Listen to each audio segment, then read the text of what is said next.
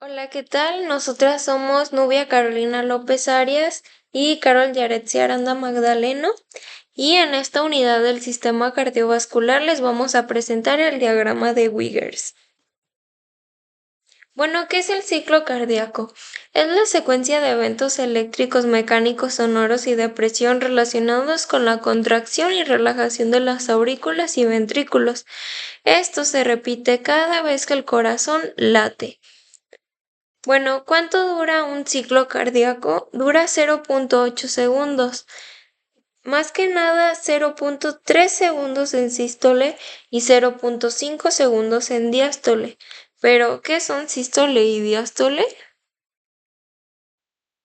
Dos fases. La sístole y la diástole son el secreto detrás de cada latido. Sístole es la fase de contracción del corazón. El corazón es una bomba poderosa. Durante la sístole, los ventrículos, que son las dos cámaras inferiores del corazón, se contraen con fuerza. Esto hace que se expulse sangre rica en oxígeno hacia el resto del cuerpo a través de la arteria aorta. Esto es a través del ventrículo izquierdo. Al mismo tiempo, el ventrículo derecho envía sangre a los pulmones para oxigenarlos. El asístole es un momento de acción, de fuerza, donde cada contracción impulsa la vida a través de nuestras arterias. Pero para que el corazón funcione correctamente, necesita una pausa, un momento para recargarse de sangre. Y ahí entra la diástole. La diástole es la fase donde los ventrículos se relajan.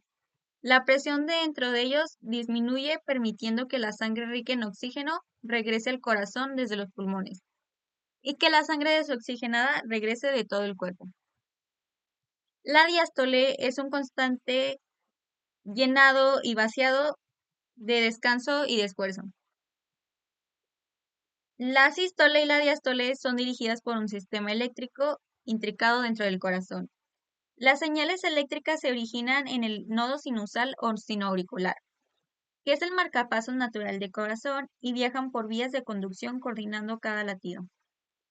Ahora ya lo sabes, cada vez que sientas que tu corazón late, recuerda que es una combinación perfecta de sístole y diástole trabajando en armonía para hacer que funcionen estos latidos del corazón. Explicar un poquito el diagrama de Wiggers. Lo podemos ver que está dividido en volumen para hacer referencia al volumen ventricular y presión, donde se manejan las presiones aórtica, auricular y ventricular. Durante las fases del ciclo cardíaco encontramos las siguientes. Pues puede iniciar con cualquier fase, no es como que inicie con una siempre, sino que es un ciclo que está en constante repetición. Inicia explicando la sístole auricular, que es la contracción auricular, y termina con el cierre de la válvula auriculoventricular. Después da paso a la contracción isovolumétrica y al final de este suceso ocurre la apertura de la válvula aórtica semilunar. Para después dar paso a esto a la eyección se divide en rápida y lenta.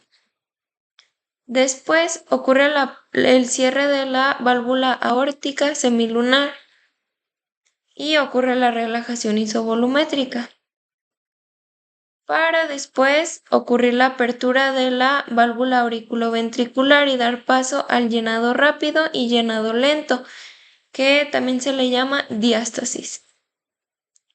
Y después se vuelve a repetir sístole auricular, que contribuye más que nada a la contracción de la aurícula, es decir, y otra vez contracción isovolumétrica con el cierre de la válvula auriculoventricular para después abrir la válvula semilunar y se sigue repitiendo el ciclo. Primero explicaré el volumen ventricular para no irnos perdiendo. Bueno, recordemos que iniciamos aquí con la sístole auricular, donde la presión ventricular aumenta ligeramente por la llegada de sangre de la contracción auricular, para después dar paso a la contracción isovolumétrica, donde pues no hay paso de sangre, entonces no cambia el volumen. Sin embargo, con la apertura de la válvula aórtica ocurre la eyección rápida y lenta, donde el volumen disminuye de 110-120 mililitros de sangre hasta 40-50 mililitros de sangre. Y esta eyección de sangre termina con el cierre de la válvula aórtica, para después dar paso a la relajación isovolumétrica donde no hay cambio en el volumen y después vuelve a ocurrir la apertura de la válvula auriculoventricular. Bueno, por primera vez ocurre la apertura de la válvula auriculoventricular, pero vuelve a participar esta y ocurre el llenado rápido, de flujo rápido y de flujo lento, también llamado diástasis. Y pues se vuelve a repetir el ciclo donde da un pequeño brinquito el volumen ventricular de nuevo por la contracción de la aurícula, regresando así de nuevo a pasar a 110-120 mililitros ventriculares de sangre. Ahora la presión ventricular, pues esta aumenta ligeramente durante la sístole auricular por la llegada de sangre debido a la contracción auricular. Con el cierre de la válvula auriculoventricular, la presión ventricular sigue aumentando hasta 80 mililitros de mercurio, hasta superar la presión de la válvula semilunar, donde se abre esta válvula semilunar y la presión del volumen ventricular sigue aumentando durante la eyección rápida hasta 120 milímetros de mercurio y durante la eyección lenta comienza a disminuir hasta 80 milímetros de mercurio. Después ocurre el cierre de la válvula aórtica y la presión sigue disminuyendo hasta disminuir aún más que la presión auricular, donde a partir de ahí se mantiene durante el flujo o llenado rápido y lento o diástasis y en sístole auricular vuelve a ocurrir todo este proceso. Ahora, la presión auricular, tenemos tres ondas más específicamente. En sístole auricular ocurre la primera onda, que es la onda A, y aumenta favoreciendo el llenado de los ventrículos, esta pequeña ondita. Después tenemos la contracción isovolumétrica, donde ocurre la segunda onda, que es la onda C, que aumenta ligeramente porque las válvulas auriculoventriculares son empujadas hacia dentro de la aurícula.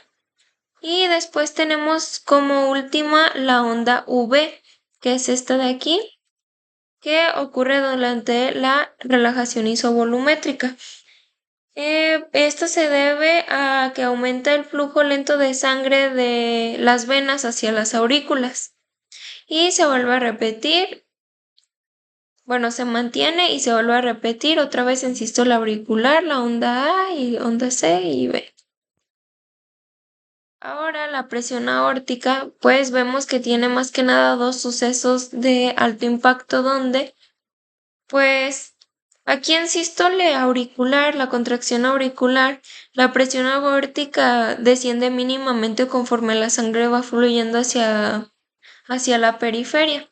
Sin embargo, con la apertura de la válvula aórtica, la presión aórtica aumenta hasta 120 milímetros de mercurio para después descender hasta unos 100 milímetros de mercurio. Y con el cierre de la válvula aórtica, durante la relajación isovolumétrica, ocurre un pequeño reflujo de sangre que hace esta pequeña ondita que se le llama incisura dicrota. Y ya a partir de ahí, igual termina la pequeña ondita y la presión desciende mínimamente, pues igual conforme la sangre va fluyendo hacia la periferia, pero sin haber ya eyección. Y se vuelve a repetir. En línea dorada podemos observar al electrocardiograma. El electrocardiograma es una prueba médica que registra la actividad eléctrica del corazón. Permite detectar problemas en el ritmo cardíaco como arritmias, infartos al miocardio o enfermedades coronarias. En este electrocardiograma lo primero que se puede observar es la onda P. La onda P corresponde a la despolarización auricular y ocurre en el inicio de la contracción auricular. Después encontramos al complejo QRS. Este ocurre en la despolarización ventricular e indica la contracción ventricular. Este tiene lugar durante la contracción isovolumétrica. Después encontramos a la onda T. Esta onda T indica la repolarización ventricular y se da casi al final de la contracción ventricular.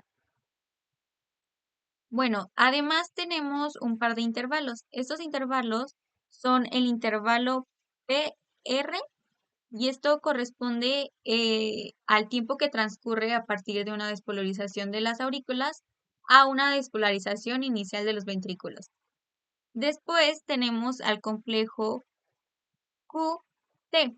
Este corresponde a la despolarización ventricular y repolarización ventricular. Encontramos al fonocardiograma en esta línea roja. El fonocardiograma es un registro gráfico de los sonidos del corazón y de los grandes vasos sanguíneos a lo largo del ciclo cardíaco. Este permite detectar anomalías cardíacas como soplos y ruidos subaudibles y se utiliza para evaluar la salud cardíaca general. En este encontramos dos sonidos o ruidos cardíacos. El primero es el ruido cardíaco loop, que ocurre justo después del complejo QRS y se da por el cierre de las válvulas auriculoventriculares.